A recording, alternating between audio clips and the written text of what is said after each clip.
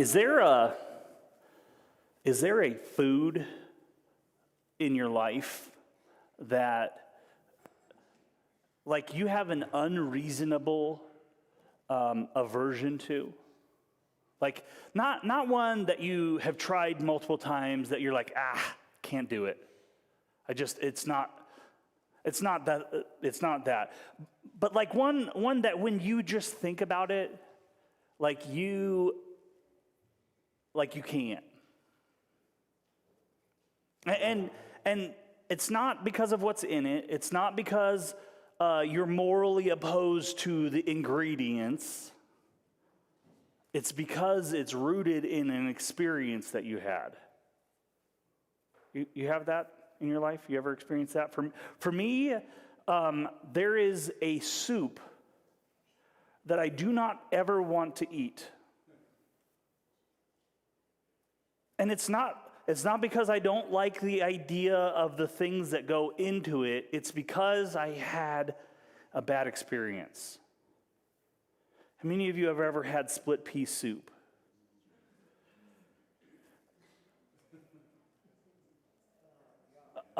So like for me, I haven't had split pea soup since I was 8 years old. And this, was there a slide before this one? Like this isn't as gross as it is in my imagination. For me, when I think of split pea soup, I think of toxic waste. Like you remember the 90s propaganda cartoons where like toxic waste was this like glowing irradiated goo, like from Captain Planet, right? Captain Planet, he's our hero. He takes split pea soup down to 0. I think that's how the song goes. For me, it's not because, like, if you go to that next slide of the label, it's not because I'm opposed to the idea of the thing. It's because of the experience that I had of this soup. If you go to the next slide.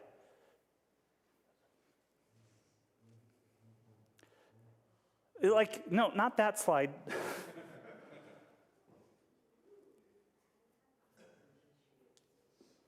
So this isn't the thing that I imagine. Like Campbell's, when I was growing up, was rich people soup. That's the kind of soup that people who didn't live in homes that had that lived inside of the back of a pickup truck ate. Campbell's was that. And it wasn't even this. Go to the next one. Do you remember these? Some of you don't remember this. The black and white labels. Like, and it's not even just that it was the black and white labels and that it was generic. It's that they put this stuff in its own aisle in the store. Like, so if you're walking down that aisle, there's only one reason for you to be there. It's because you are on food stamps.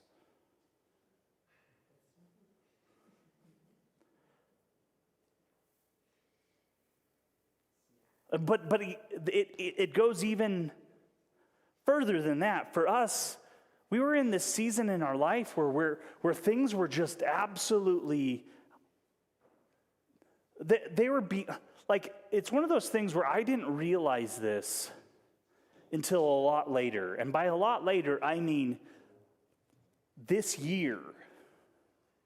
That the experience that I had growing up was not just like this weird phenomenon that, like, we were just like in this transition period where we didn't, like, the reality is that what I didn't realize is that we were homeless. For almost a year of our lives, we spent our lives without a home. No place to call home. No place to shower. No place to eat. And when we still had funds available, this is what we ate. But most of the time, this is what we ate. Hey, did you know that you can buy boxes full of scratch and dent cans at grocery stores? Like just a whole bushel box of scratch and dent cans at the grocery store. I don't know if you still can do that because technically dented cans may allow for things to grow in ways, who knows. Most of the stuff that was in cans back then, nothing grew in it because there was so much acidity in the product that like bacteria can't grow in it. But like, here's the cool thing about this, guys, is that it was like dinner surprise. A dinner surprise. Like you open up a can, and, we had it like our white bread ration, and you open up a can, and that's what's for dinner. And sometimes you'd open up a can, and it would be fruit cocktail. And as a kid, fruit cocktails, like, that's pretty good. Like the little peeled grapes that are in fruit cocktail, those are nice. The red cherries, peaches. The which one?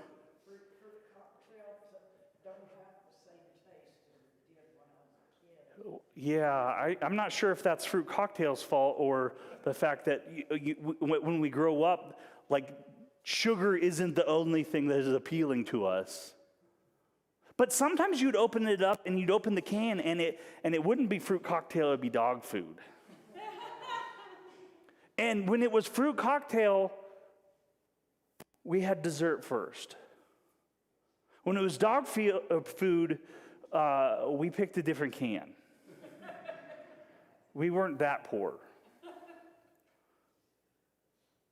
We picked a different can, but there was an inordinate amount of split pea soup in those cans. There was an inordinate, and I don't know if you remember the recipe for condensed soup. It's 1 can of whatever goo is inside and 1 can of water. Do you know how much soup that makes? Not enough for 4 boys. That's not enough. You know how to solve that problem? 2 cans of water. 2 cans of water. And I still remember the sound of, you know the sound. Yeah. The sound of when you take a can of condensed soup and turn it over into a saucepan.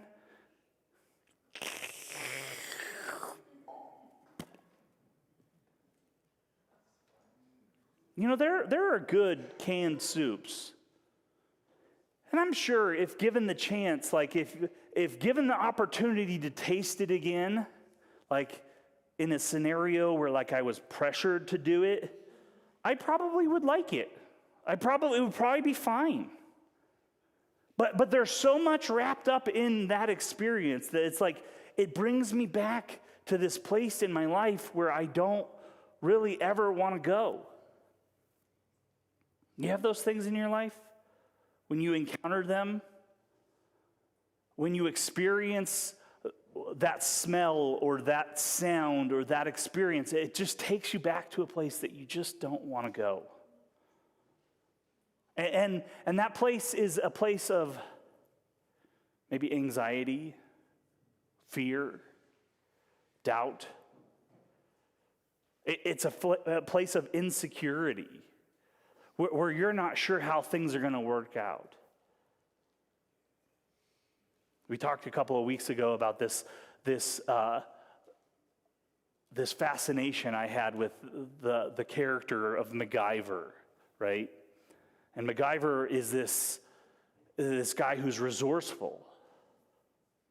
And the resourcefulness that I grew up with is rooted in a lot of insecurity, a lot of places where I don't know where everything's going to work out and how everything's going to work.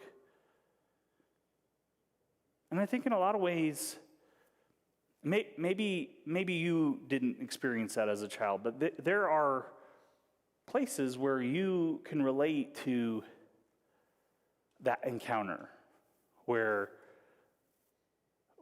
something happens and it triggers a memory, or it triggers not even a visual memory, but like it sucks you in. I remember growing up, my grandma grew up in the Great Depression. Every time we would crinkle up tinfoil, like she would lose her mind because we were wasting it.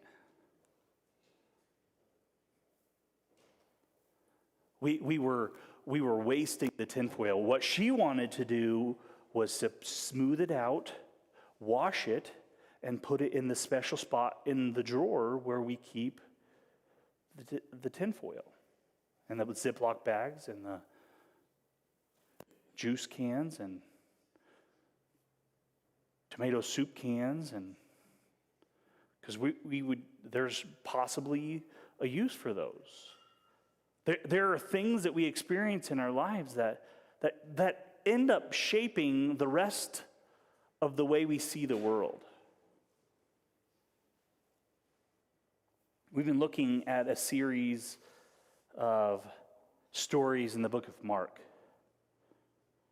And the very first story we looked at was a story where Jesus crosses the Sea of Galilee to go and intervene in the life of somebody who is at a point in his life where he really can't do anything about his own circumstances. Like, if he's left in this spot, he's going to end up dying in this spot. This is going to be what defines him. We talked about, the next week, we talked about a couple of stories that illustrate this idea that desperation is part of what creates space for just the possibility that God might do something in our life. Like you're at this point where you have no other options. We talked about the next story where Jesus sends out his disciples. He encounters this pushback on the thing that God has called him to do. And I say that, and I hear the theological arguments that try to poke holes in this conversation. I get it. Jesus was God. But also Jesus was a human. And he's not really actually a fully human if there isn't this emotional experience that makes him doubt. Jesus has this encounter in a place that should have felt safe. He has this encounter where all of the people who were supposed to believe in him, were supposed to support what he was doing, were supposed to see the possibility of him, looked at him and are like, isn't that contractor's son? Isn't that Mary's son? Doesn't his sister work at the beauty salon down the road? They mistake him, the familiarity of him, with his inability to be what God wants him to be. And in that moment, Jesus' response isn't to he could have forced the issue. He could have just said, I'll make you believe. I'll make you believe in this thing. I'll make you believe what I have to show the world. Or he could have just walked away and just discounted it and walked away. He could have pushed through or walked away. Instead, he pivoted and created an opportunity where this thing that God had called him to was included more than just him. And last week we ended that story, and the disciples had come back, and the disciples were excited about the way that God had used them in that place. They were excited about the possibility of what God was doing in their lives. They had done miracles. They had seen God act through them in ways that they didn't expect. They were excited. And not only that, they themselves had an entourage. There was a crowd of people who were following the disciples, excited about what was happening, excited about the possibility, excited about the potential. But they weren't just excited. These people weren't just people who were like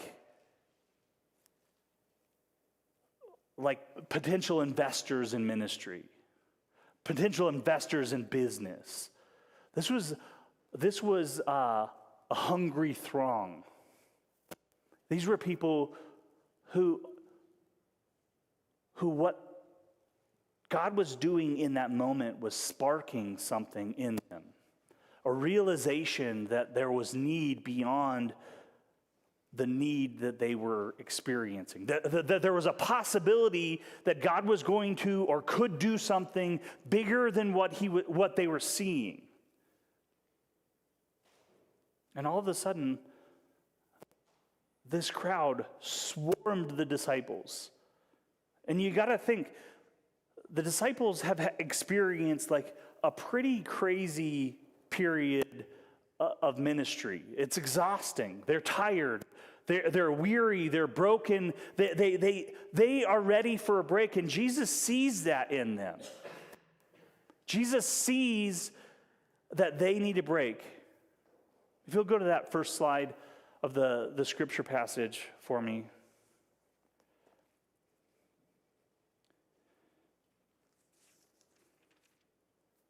The apostles gathered around Jesus and reported to him all that they had done and taught.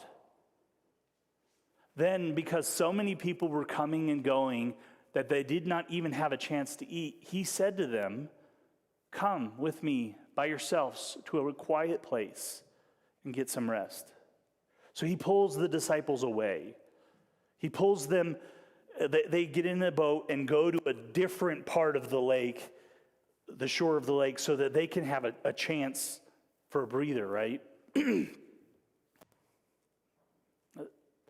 Sometimes you need that. Sometimes it feels like everything has been coming at you.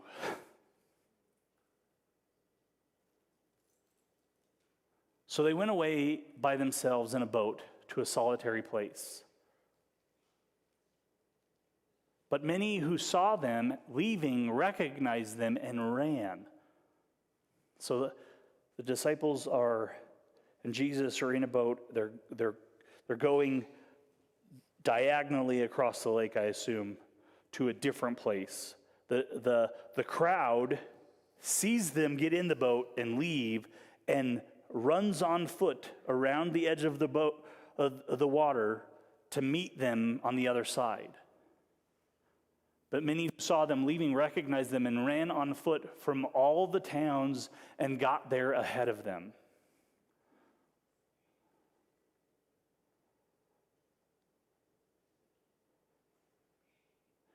There's something happening here.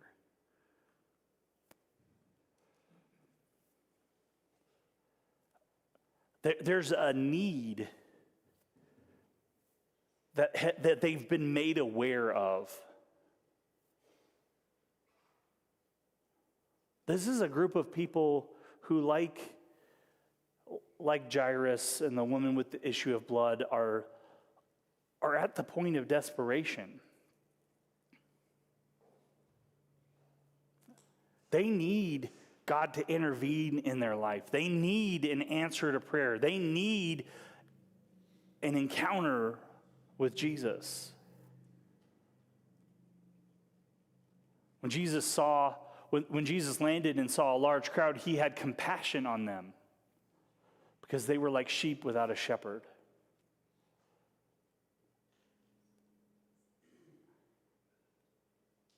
Jesus Jesus sees this group of people and he has compassion on them. And that's generally speaking where we stop. We see the need. We see the signs on the street corner. We see the evidence of what's going on in the community, and we're like, man, that really sucks. That's really hard. That's really challenging. I hate that. Jesus doesn't stop at just this warm feeling in his heart. He doesn't just see the throngs and be like, man, I wish we could do something about that. Man, I wish we were equipped to solve that problem. Jesus begins teaching them. Jesus begins sharing his heart, pouring out his heart. Pouring not just his heart, pouring out the Father's heart. He begins living out and demonstrating what it means to be God's agents in the world.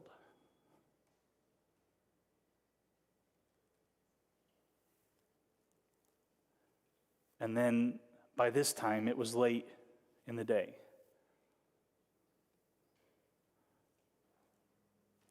So his disciples came to them and said, hey, this is a really practical thing that the disciples are doing. They're like, hey, these people are getting hungry. It's already very late. Send them away so that they can go to the surrounding countryside and villages and buy themselves something to eat. See, send them away. And that could have been the end of it. He could have said, okay, that's a really practical response. That's a really reasonable thing to do.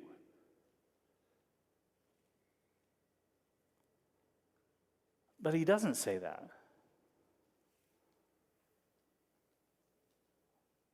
He answered them, you give them something to eat.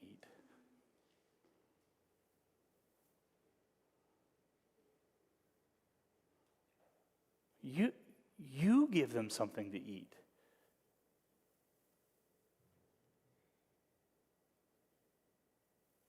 They just come back from this escapade through the countryside where they were doing these great things and these great works for God. They were seeing God move and act in ways that they'd never seen before. And Jesus tells them, you give them something to eat. Have you ever done panic math? Like, I don't know. I mean, this reminds me of as a child. Going to the grocery store and my mom calculating the math of all of the things in the grocery cart and hoping that it's all going to work out. It reminds me of early years of our marriage. Doing panic math of like, is this too much groceries? The reality is it's not too much groceries. It's probably not enough groceries. The disciples are like, okay, what is Jesus saying? What is this philosophical thing that Jesus is doing right here? Like, how is he, like, they're like, okay, there are 5,000 men here, and there are wives and children and a whole group of people. The point isn't so much that there's a specific number of people. The point is that it's impossible. The thing Jesus has just told them to do is ridiculous. It's dumb. The thing God is asking them to do is dumb. And they know it. Their response is, it would take more than half a year's wages. Are we to go to spend that much on bread and give it to them to eat? It's dumb. It's ridiculous. It's crazy. Jesus turns to them and asks a further question. How many loaves do you have? How many loaves? Have you ever been at the restaurant where you're like, oh, I forgot my wallet. I forgot my wallet.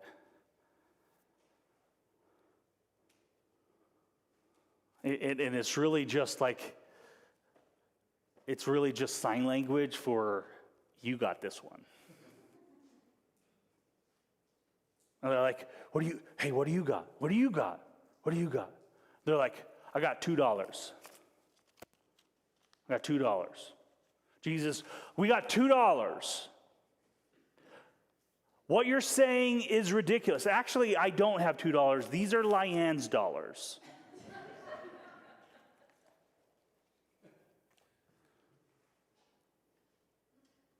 That's the place that they found themselves.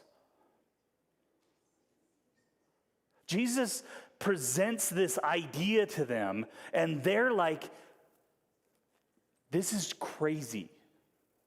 This is dumb. This is not possible.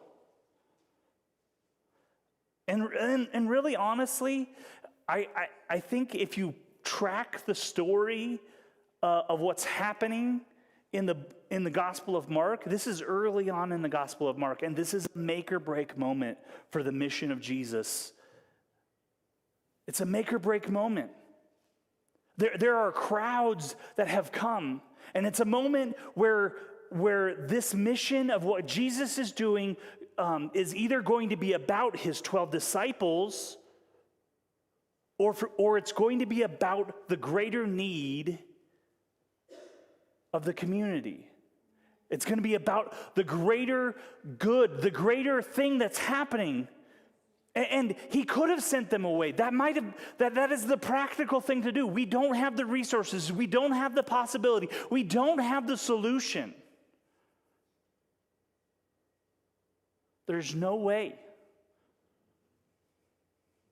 He could have sent them away. But Jesus sees this moment.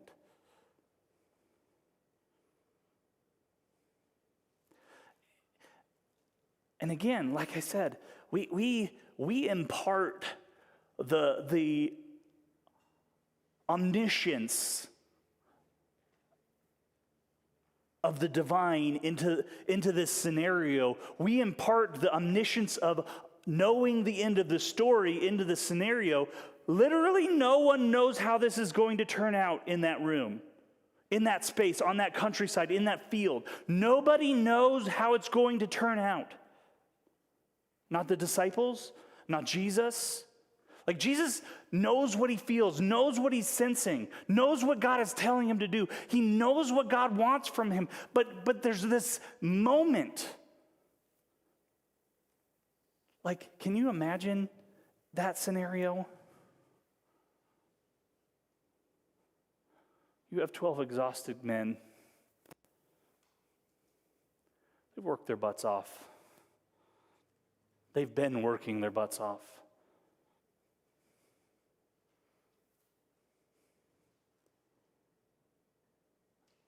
Jesus.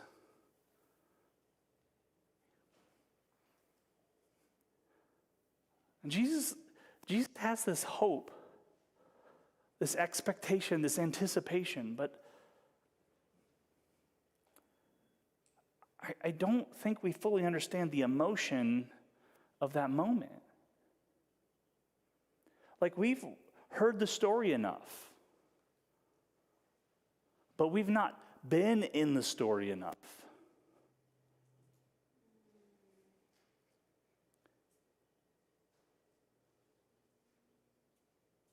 We've heard the story. We know that we know the next part where Jesus breaks the bread and he prays over it and there's baskets left over and all of this stuff. We know that. Nobody in the room, nobody in that space, nobody in that place knew what was going to happen. Have you ever, I remember as a kid,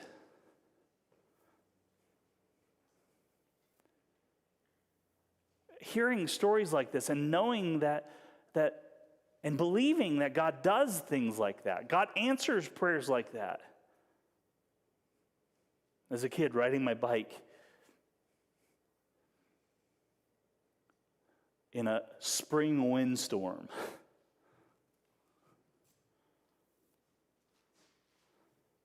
And wanting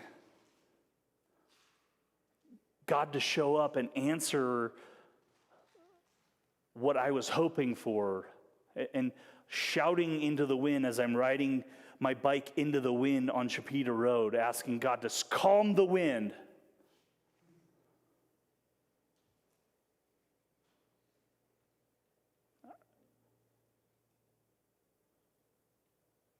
You don't know what's going to happen. You don't know how the story ends. Like we think we do. We anticipate that because we've been trained to anticipate that.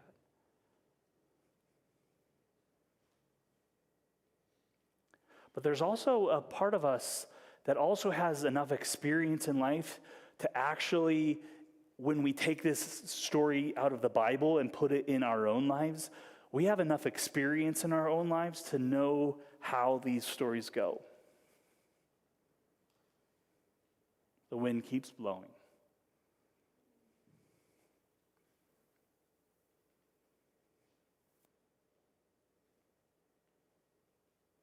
How many loaves and fishes do you have? What do you have in your pocket?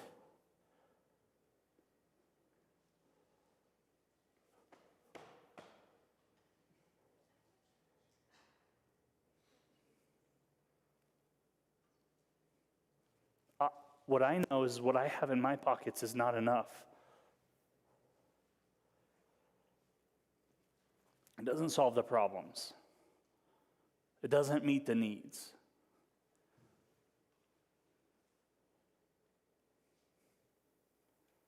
That's not the end of this story. Jesus goes on and gives them instructions. He gives them next steps.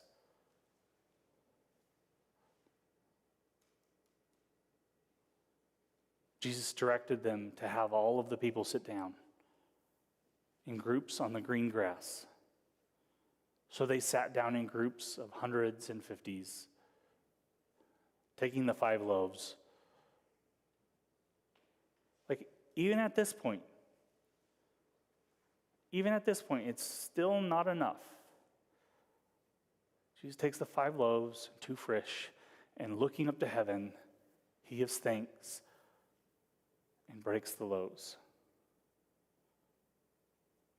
Then he gave them to his disciples to distribute them to the people. He also divides the 2 fish among them all. They all ate and were satisfied.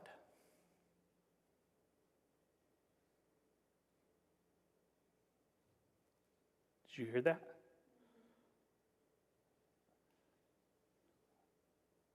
They all ate and were satisfied. All of them.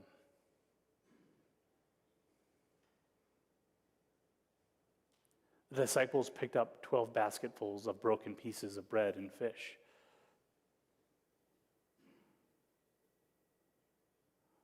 The number of men who had eaten, 1,000. The disciples pick up this is the weird part of my brain. You have a weird part of your brain that picks at the wrong part of the story. Like for me, seeing God do something amazing, that's cool. I want to know where the baskets came from.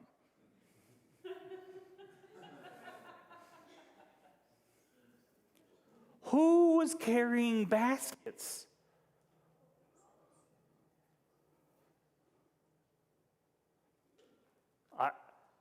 I can count the number of baskets I have, and it's no baskets.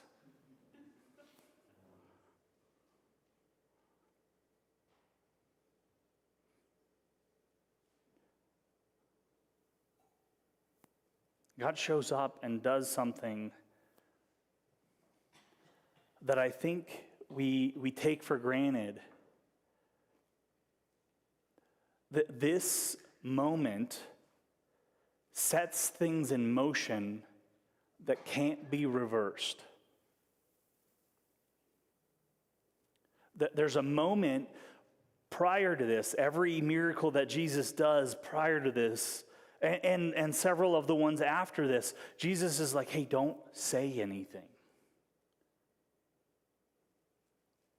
Don't tell people about this.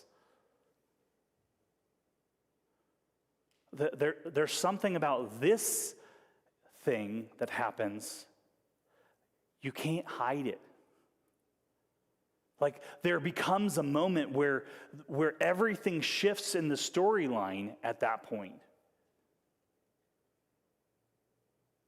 There are powers and principalities that all of a sudden are paying attention to what's happening. They're not looking to support what Jesus is doing. They're actually coming against it because it threatens them.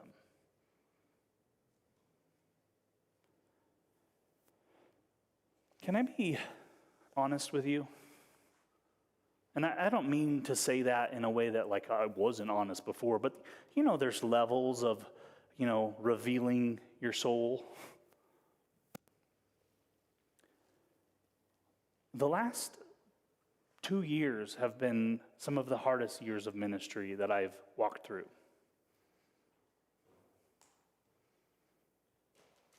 There are ways in which I relate to the weariness the disciples feel in that moment.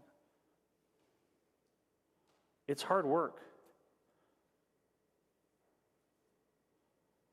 I'm grateful that I haven't had to do the hard work alone. There are people who have come alongside and who have hoped and believed even when things are crazy, even when things don't make sense, who have borne the burden, have worked the late hours.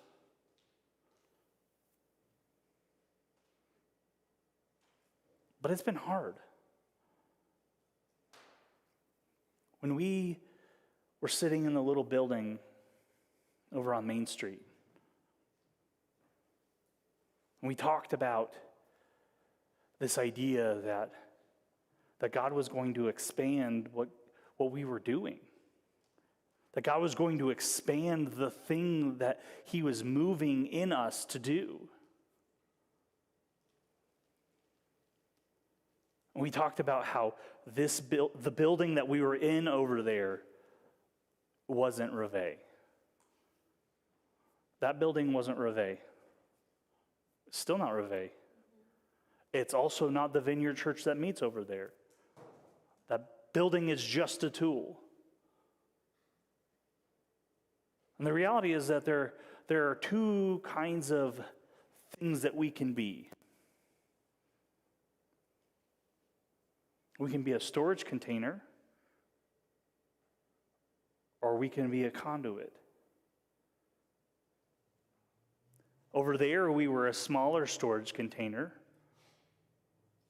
We moved over here, and now we have a little bit bigger storage container. It actually has a lot of drawbacks. It's actually a lot to maintain.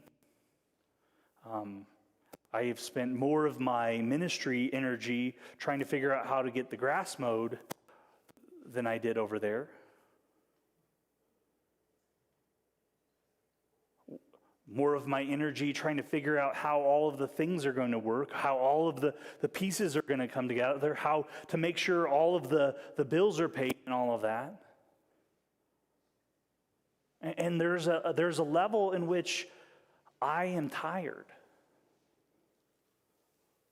But there's also a level in which God has begun showing me different areas in our community that are completely untouched. And some of those things are a little bit like split pea soup for me. Like staring them in the face brings me back to a place of insecurity in my own life. Brings me back to a place of not knowing how things are going to work.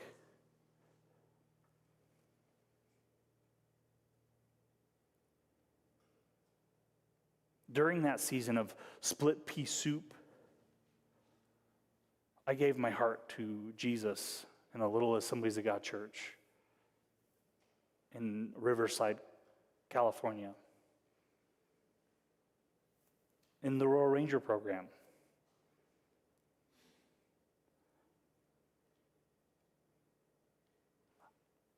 God started something in my heart. I remember hearing stories about Jesus before that. But there was a moment where I encountered Jesus. It gave me, a kid who was homeless, a place to learn some life skills, to have people that loved me, and have an opportunity to respond to Jesus.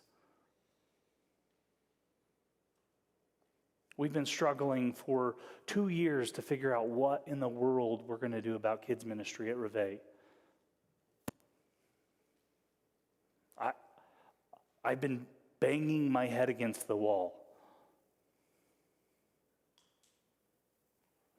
And just 2 weeks ago, sitting wrestling and brainstorming and trying to figure out how to do it. Like, how do we have one Lyanne. How do we divide Lyanne into 12 baskets of Lyanne so that we can have enough people to take care of all of the kids that we don't have?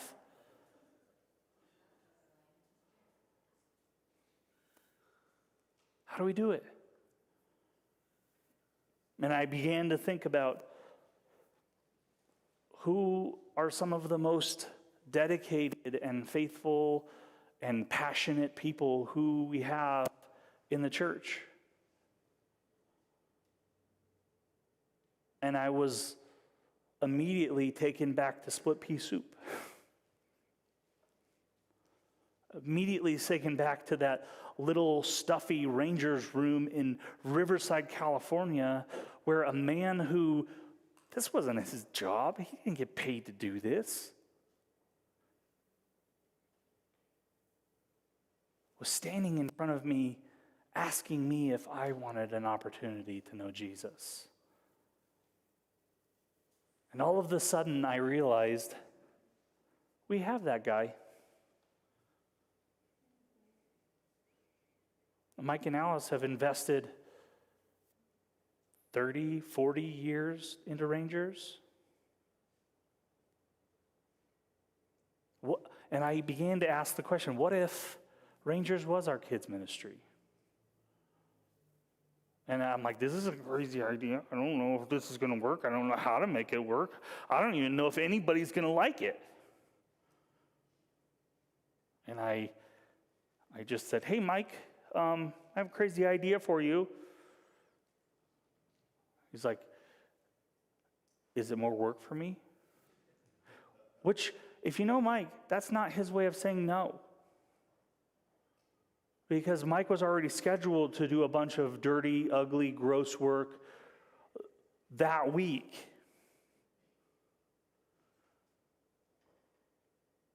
I said, no, it's about Rangers.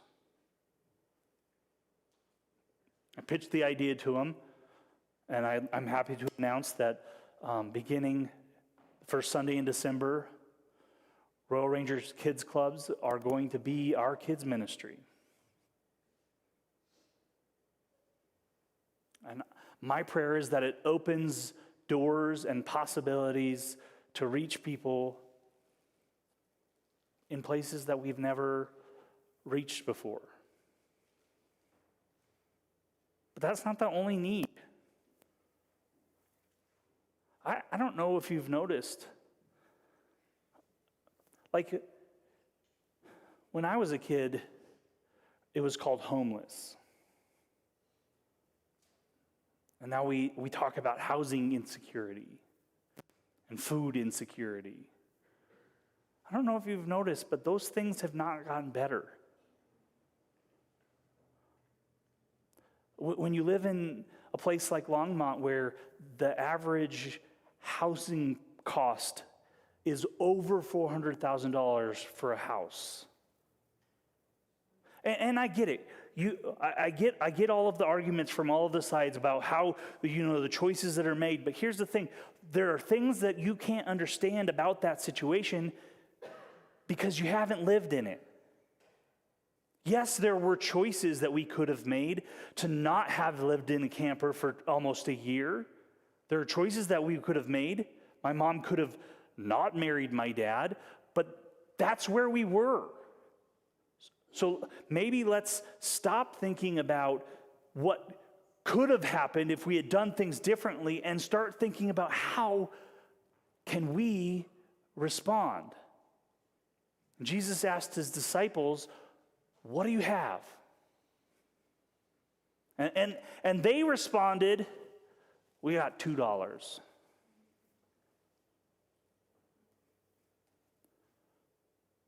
We have this building.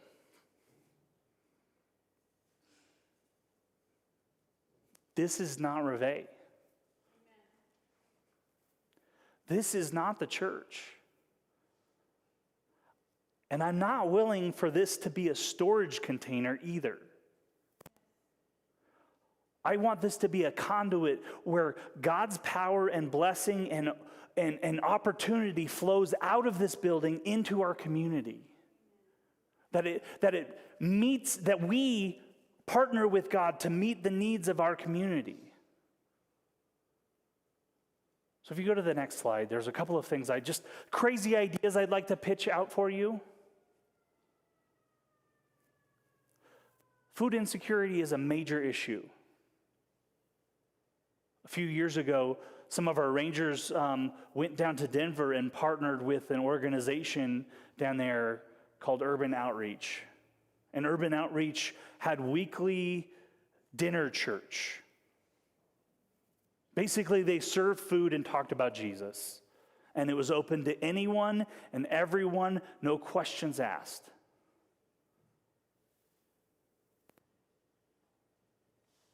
Here's the thing.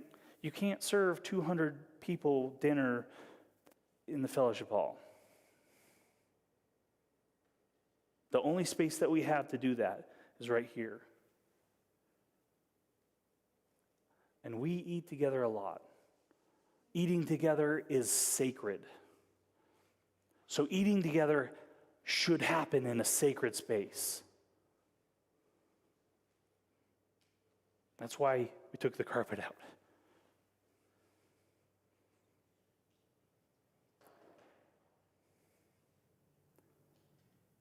What if we invited people in our community and asked them no questions,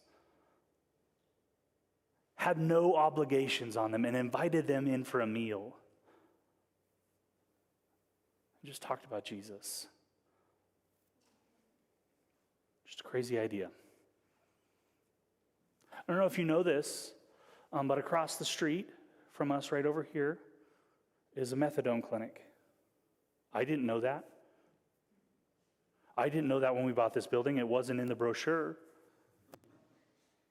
When we moved here, I began to wonder why the police were over here all the time.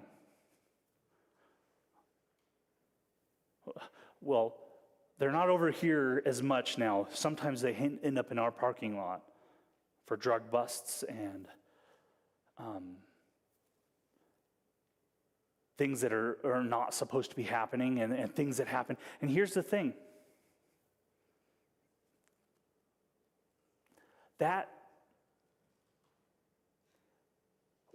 What can we do about that?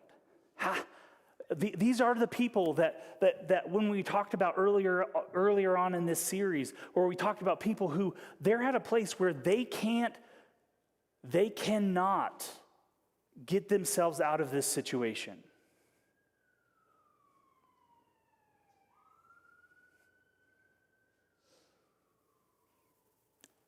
They've tried. I've had those conversations with them. I've had conversations with them where they 1 week are sharing with me how excited that they are 8 days clean.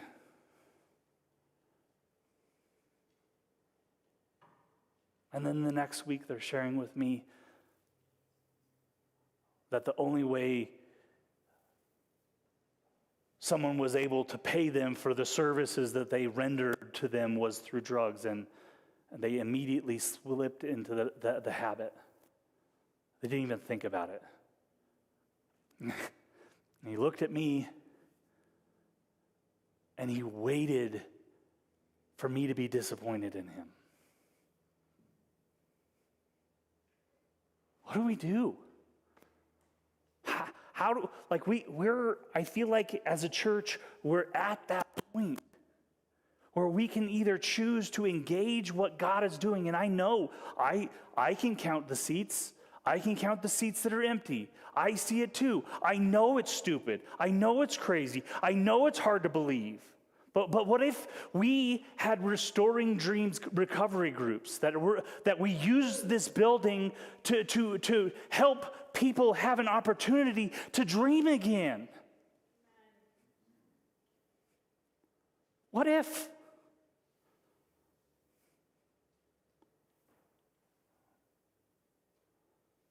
The last one's probably the craziest, because I have no idea how to even imagine what this would look like or how to even facilitate this. But here's the thing. You know what? None of this happens. None of these things, none of these solutions, none of these things happen free. They're not $2. They're way more than 5 loaves and 2 fish. So what do we do? My dream is for us to have a fund so that as a church, we don't have to worry about how the lights stay on. We don't have to worry about how the bills get paid. We don't have to worry about how the electricity keeps on. We don't have to worry about how the lawn is going to get taken care of. What we can do is focus our energy and our intention and our generosity on making an impact in our community.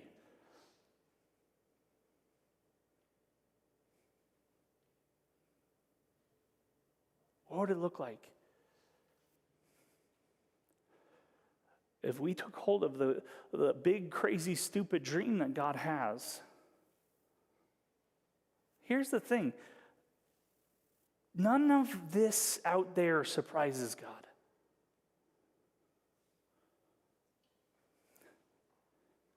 Jesus, in his ministry,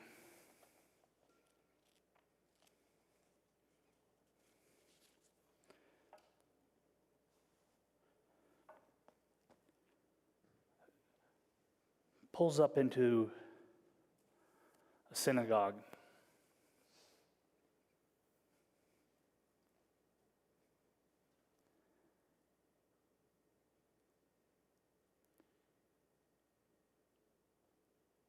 He pulls up into a synagogue, and it happens to be the Sabbath where they read from Isaiah chapter 61. Jesus asks for the scroll, and they bring it to him, and he begins reading. The Spirit of the Sovereign Lord is on me, because the Lord has anointed me to proclaim good news to the poor.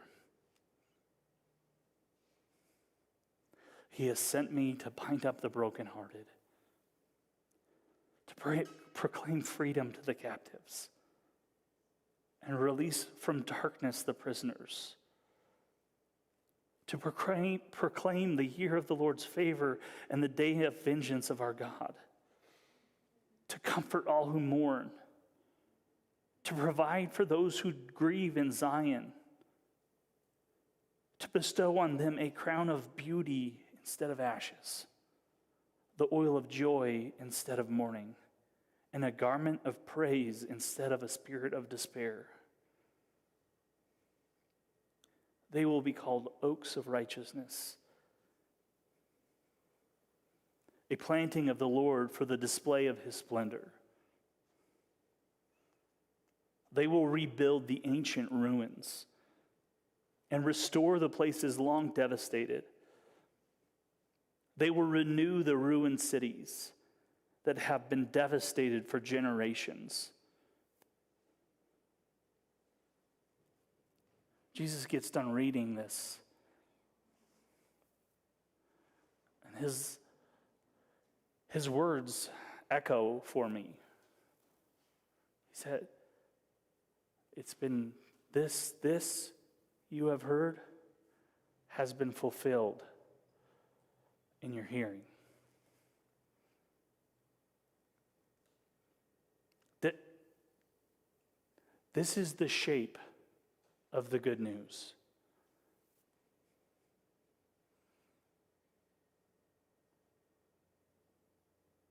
I'm going to invite Tony back up. I know we're running long.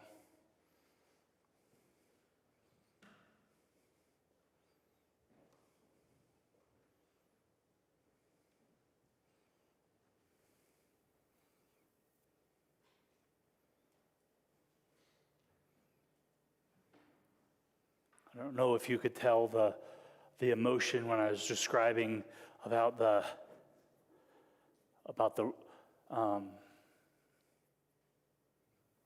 we don't know what is going to happen part of what I was talking about. I don't know if you could tell that emotion felt a little raw for me.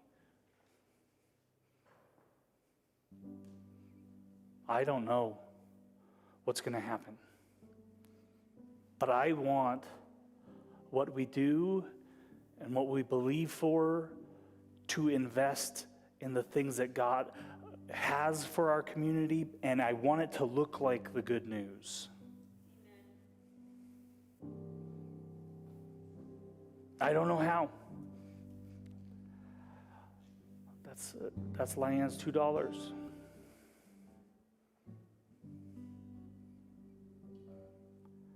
So this morning, I want to pray. I'm going to give Tony a chance to lead us through a song, and I want us to imagine as he does, what would it look like? What would it look like for us to just dream some crazy, stupid stuff? What would it look like?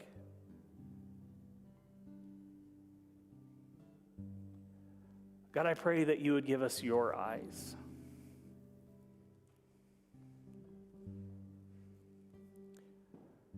Lord, your eyes that see all of the difficulty, all of the problems, all of the challenges, but also see all of those things as space for your Spirit to move, space for your goodness to flow, space to recreate new creation.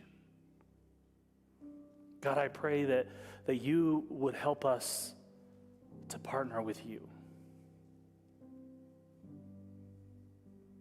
to offer up our loaves and fishes, even if sarcastically.